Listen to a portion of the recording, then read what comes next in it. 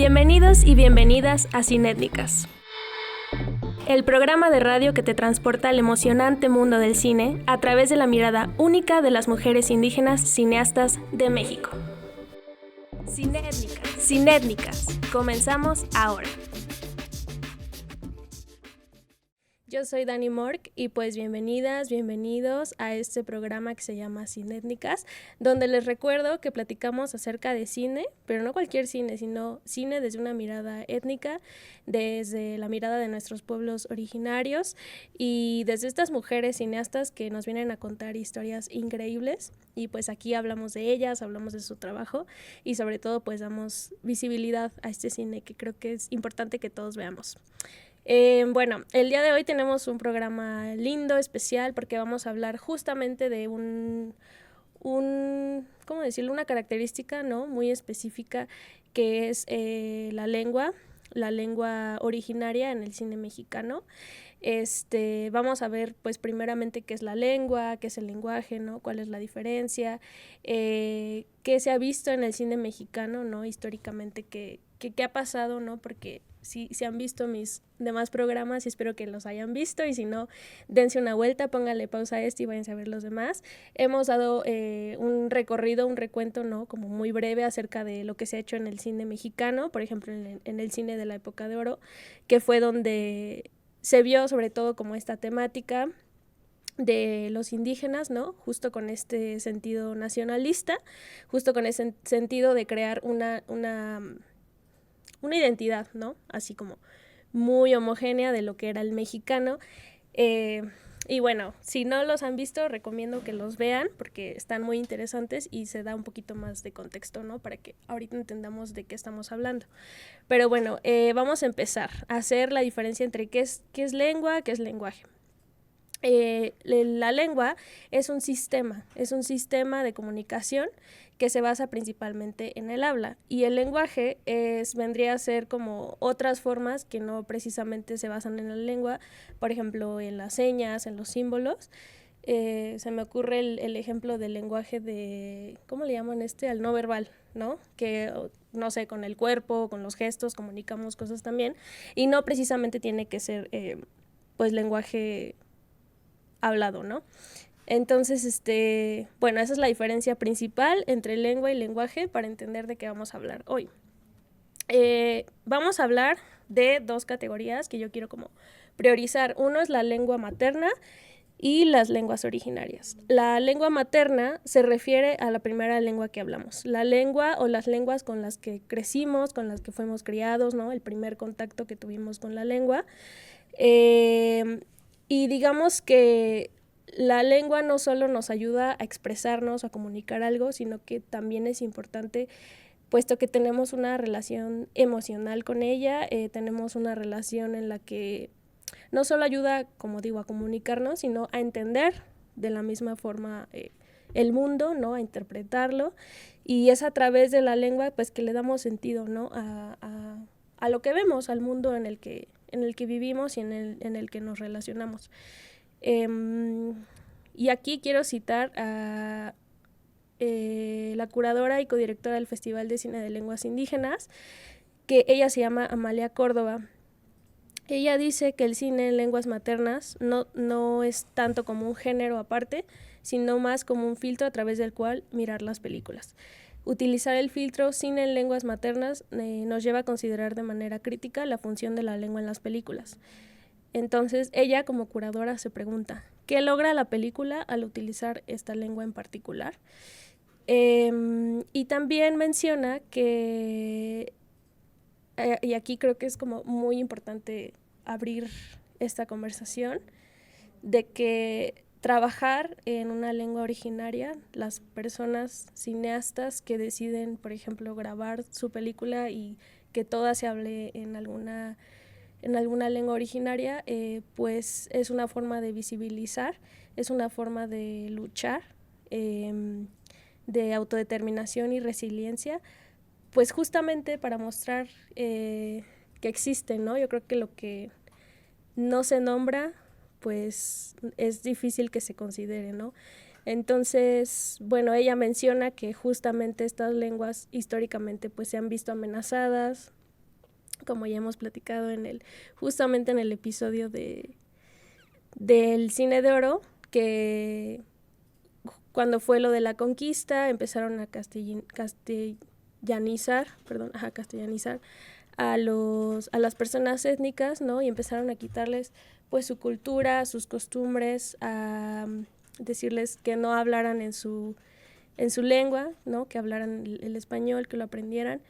Y así era, ¿no? Desde las escuelas. Entonces, ella dice que estas lenguas, pues justo este trabajo de hacer que se vean, de que se graben de esta forma, de que este cine se grabe en esa lengua, pues ayuda a trasciende tentativas de genocidio y desplazamientos territoriales. Y pues sí, creo que en ese sentido es que es importante como hablar de estos temas y ver este cine que también está en lenguas originarias. Pero bueno, más adelante quiero platicarles de México, específicamente de su diversidad lingüística. Pero por ahora, vámonos a un corte. Bienvenidos a nuestra cápsula de radio sobre la importancia de analizar de manera imparcial las plataformas de campaña de los diferentes candidatos. En tiempos electorales es crucial que los ciudadanos estén informados sobre las propuestas y promesas de quienes buscan liderar el país. Las plataformas de campaña son los pilares sobre los cuales los candidatos construyen su visión para el futuro del país. Estas propuestas abarcan una amplia gama de temas, desde políticas económicas y sociales hasta programas de gobierno y reformas legislativas. Es fundamental que los ciudadanos analicen de manera imparcial estas plataformas, evaluando su viabilidad, coherencia y potencial impacto en la sociedad. No se trata solo de aceptar o rechazar las propuestas de un candidato basándose en simpatías o antipatías personales, sino de hacer un análisis crítico y reflexivo. Al examinar las plataformas de manera objetiva, los votantes pueden tomar decisiones informadas en las urnas, eligiendo a aquellos candidatos cuyas propuestas se alineen mejor con sus valores, necesidades y aspiraciones para el país. Además, este análisis imparcial ayuda a promover un debate político constructivo, donde se discuten las ideas y se confrontan los argumentos de manera respetuosa. Esto enriquece el proceso democrático y contribuye a la formación de una ciudadanía más crítica y participativa. En conclusión, la importancia de analizar imparcialmente las plataformas de campaña de los diferentes candidatos radica en nuestra responsabilidad como ciudadanos de elegir a aquellos líderes que estén mejor preparados para enfrentar los desafíos del país y trabajar por el bien común. Gracias por acompañarnos en esta cápsula sobre la importancia de analizar de manera imparcial las propuestas y plataformas de los candidatos. Recuerda que tu voto este 2 de julio es tu voz y tu poder para construir un mejor futuro para todos. Hasta la próxima. Sala Bruja es un espacio seguro para todas aquellas emprendedoras que están buscando un lugar para ofrecer sus productos. Contáctanos por Instagram @sala_bruja y sé parte de nuestro punto de venta, sin comisión alguna. Dolores menstruales, síndrome de ovario poliquístico, desequilibrios hormonales. Hablemos de todos estos temas y más de salud femenina en el ático de Circe. Acompáñame cada 15 días por las redes de Sala Bruja. Pues ahora vamos a hablar de México y su diversidad lingüística. ¿Sabías que México está en el ranking de los 10 países más ricos en diversidad lingüística?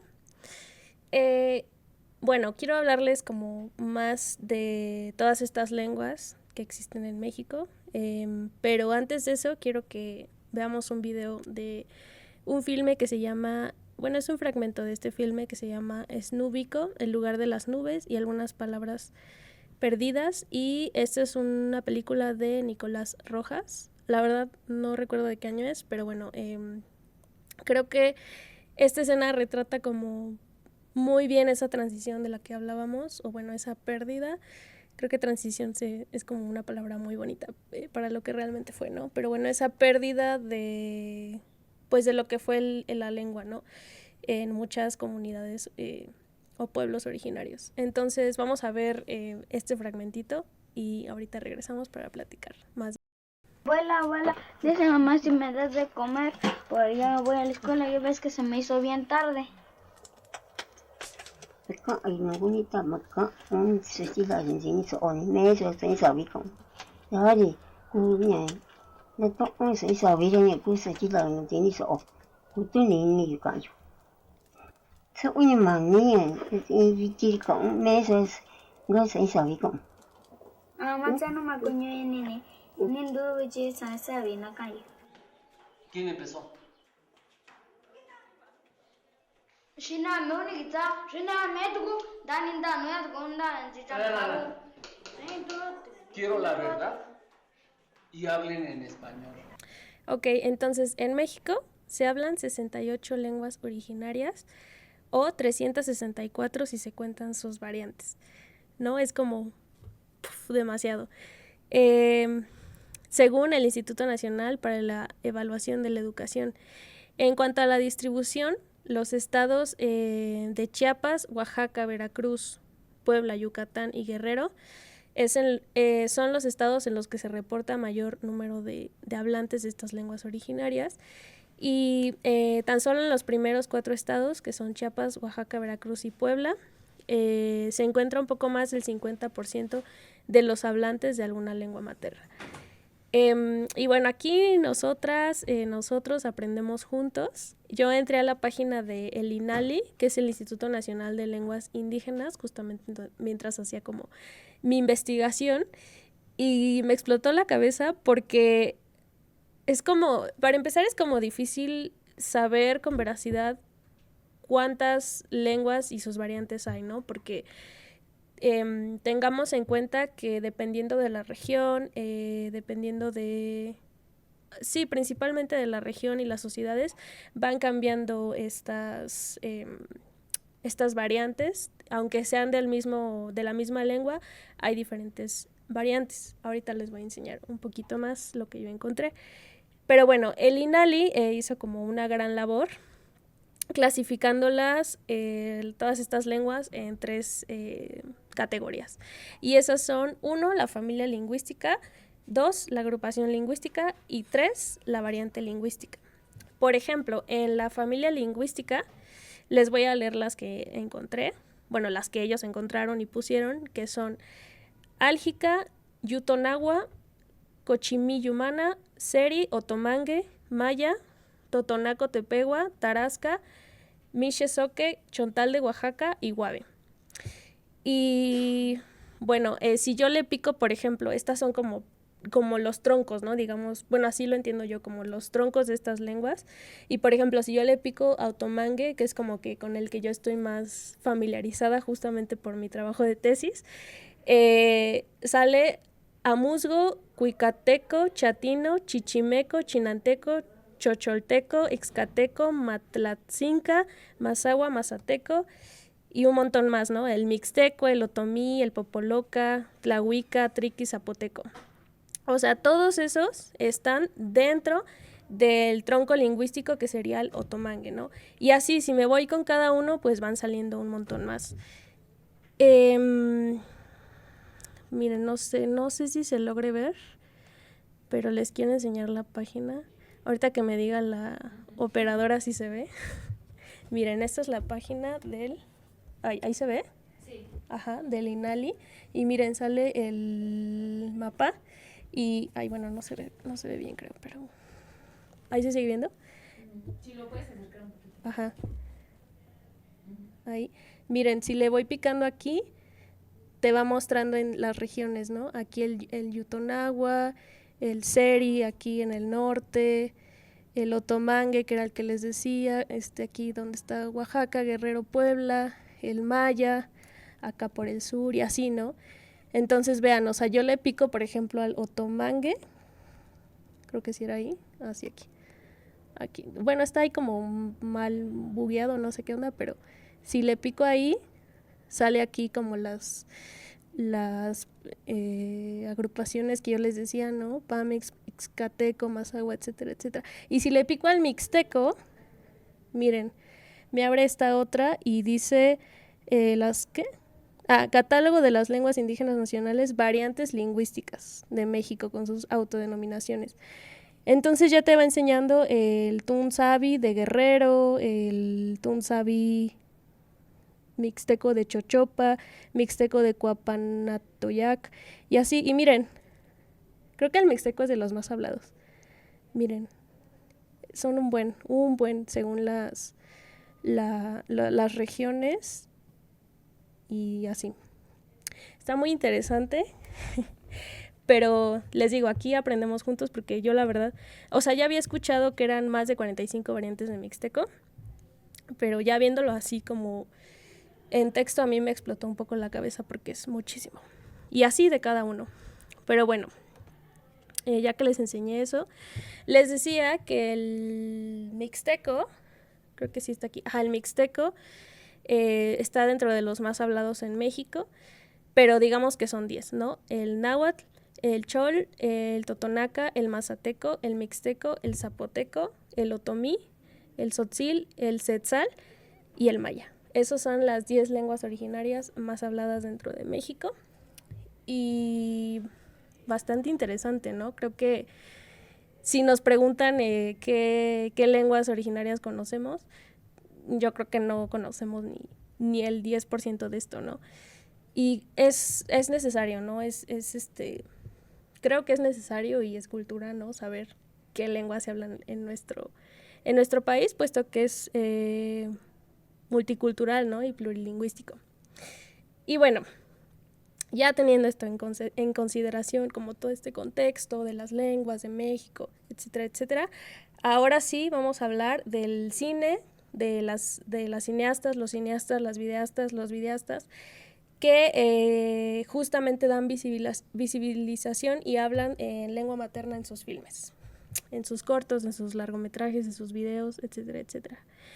Y bueno, aquí nos remontamos otra vez al cine de la época de oro, que, como les comentaba, fue un cine donde era importante plasmar una identidad homogénea, una identidad nacional de lo mexicano, ¿no? Justo después de esta revolución, ¿no? Y las promesas que no se cumplieron. Entonces, pues querían hacer ver que México estaba unido y todo era así muy, muy, muy mexicano, ¿no? Entonces, aquí en este cine, pues se hizo una representación del indígena o de personas étnicas, justamente donde no se diferenciaban, donde todas eran como muy iguales. Y curiosamente, a pesar de que se retrataba a los indígenas, ¿no? En teoría, pues no había lenguas maternas, no había lenguas originarias en esos filmes, ¿no? Principalmente creo que sí había como espontáneamente ahí algunas palabras, pero no en todas las películas y muy poquito, ¿no? Por ejemplo, en María Candelaria de Emilio el Indio Fernández, que ya hemos hablado de él también, esta película es de 1943 y se grabó en Xochimilco. Una de las adversarias de la protagonista lanza insultos en náhuatl después de ser arrojada al agua. Por ejemplo, ahí encontramos como esas palabras, ¿no? Luego en Tizoc de Ismael Rodríguez de 1957, que esta se grabó en Oaxaca, se expone la diversidad cultural de la región, la cual se hace presente mediante trajes típicos y la exhibición de varios grupos étnicos y sus lenguas. En esta sale María Félix como María Eugenia y Carlos Orellana como Don Pancho. Entonces hay una escena donde Carlos Orellana, que es Don Pancho, le está mostrando como los diferentes trajes típicos, ¿no? Y dice, y también están estos dialectos, ¿no? Que no se dicen dialectos, son lenguas. Y le está mostrando entonces a María Félix o María Eugenia, su papel, todo esto, ¿no? Que existe en Oaxaca. Y bueno, le muestra, les digo, esos trajes tradicionales, por ejemplo, de la tehuana, la chinanteca, la yalalteca, la zapoteca y la mixteca. Y bueno, aquí también pues habla algunas palabras en este idioma, que no me acuerdo cuál es justo el que se muestra aquí, pero bueno, digamos que hay como estas pequeñas, ¿no? Fragmentos donde podemos ver un poquito de las lenguas maternas o de las lenguas originarias.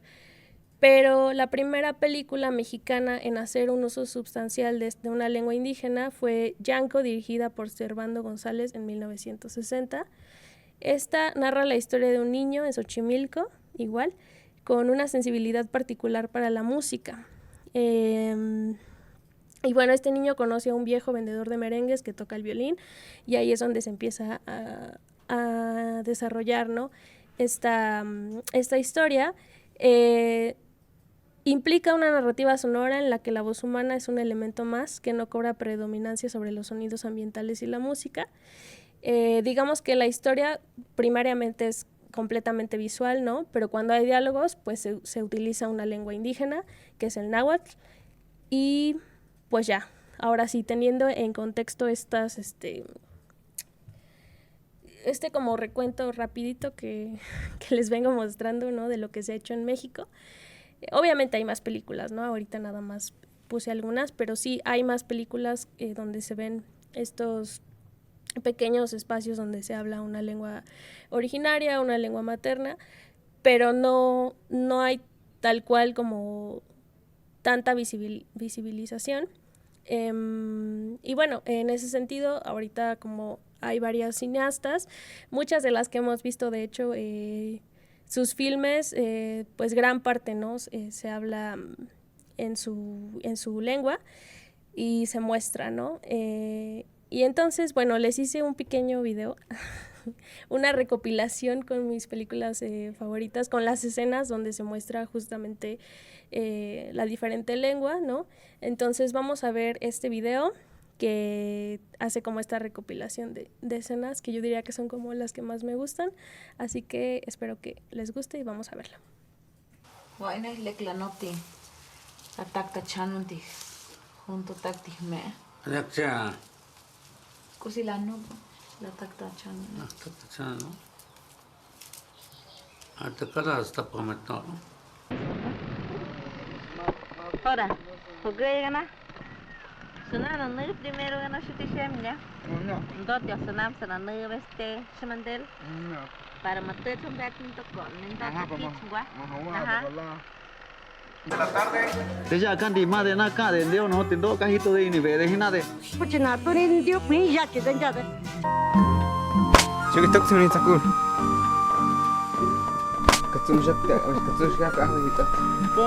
Kena si guapil, si chigua que mamuyolo si sicilia. Amano que guala no pachipawak. Niga no snipato que me dene no coco. Ama que no ni chiva, snipia tomi. Agna estaca ulis. Yo no que tomi. ¿Cómo ven? Les digo, estas son como mis favoritas. Vemos a Ángeles Cruz, vemos a Itandewi Jansen. No, creo que Itandewi no la metí porque no encontré la escena, pero Itandewi Jansen también es de la que visibiliza el mixteco, Ángeles Cruz, el mixteco, ¿no? Teniendo en cuenta estas variantes de las que hablábamos, porque son de zonas diferentes. ¿Quién más metí? A María Sojop, que también ya platicamos de ella con su filme de Tote Abuelo, y algunos otros, ¿no? Entonces, sí, pues digamos que el trabajo de estos cineastas, pues es importante justamente para recalcar, ¿no?, que existen, que están, nombrar estas lenguas. Y como mencionaba hace rato, pues es un trabajo de autodeterminación, es un trabajo de lucha, ¿no?, desde esa trinchera para, pues sí, para seguir luchando contra esta discriminación o contra esta marginación, ¿no?, que se les ha hecho a los grupos étnicos de México. Y bueno, diciendo esto y ya dando esta conclusión, llegamos al final de este capítulo. Espero que se la hayan pasado bien, espero que hayan aprendido algo conmigo, que juntos vayamos como descubriendo estas cosas de México, de las cineastas, de los grupos étnicos, que a mí me parece muy importante hablar de eso y poner estos temas sobre la mesa. Muchas gracias por haberme acompañado, espero que nos sigamos viendo y que sigas aquí sintonizando este programa de Radio Brujas. Nos vemos en el próximo episodio, te mando un beso y un abrazo enorme. Adiós. Y con esto llegamos al final de otro emocionante episodio de Cinétnicas. Desde Cinétnicas queremos expresar nuestro agradecimiento por tu apoyo continuo y tu interés en las historias de estas cineastas increíbles. Nos escuchamos en la próxima.